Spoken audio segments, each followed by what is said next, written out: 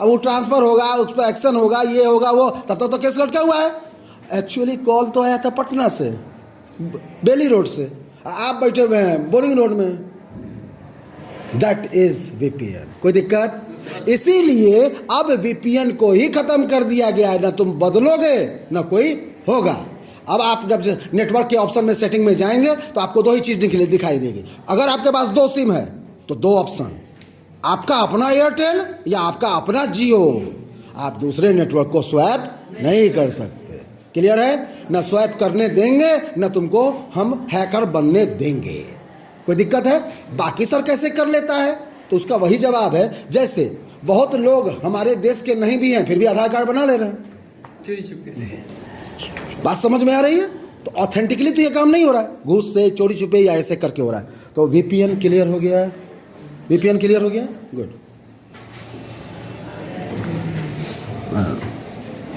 इस नाम से इसको चिढ़ाया जाता है, लेकिन बीएसएनएल वो नेटवर्क है, मदर नेटवर्क है। मदर देश का पहला नेटवर्क क्या बिछाया गया? सरकार ने बीएसएनएल बिछाया गया। और जितने भी एयरटेल है, जियो है, अभी भी 1% हो, 10% हो, 20% हो, रेंटल किसके हैं?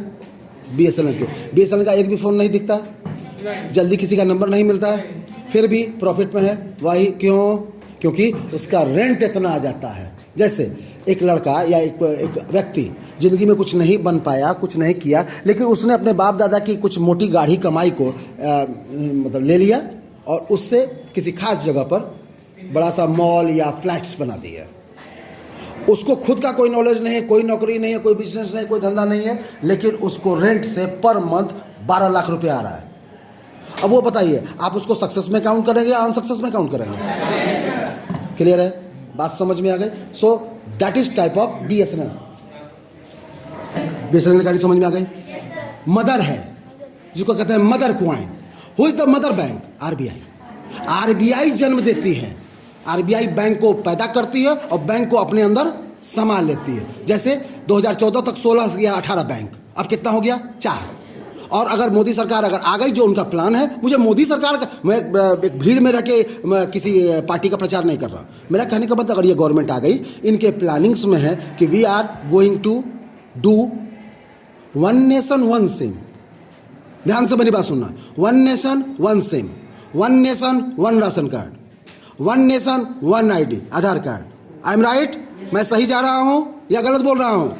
ठीक उसी तरीके से उनका कहना है one nation one bank, one nation one election. हाँ या है ना? ये दोनों पेंडिंग में चल रहा है, बात चल रही है ना?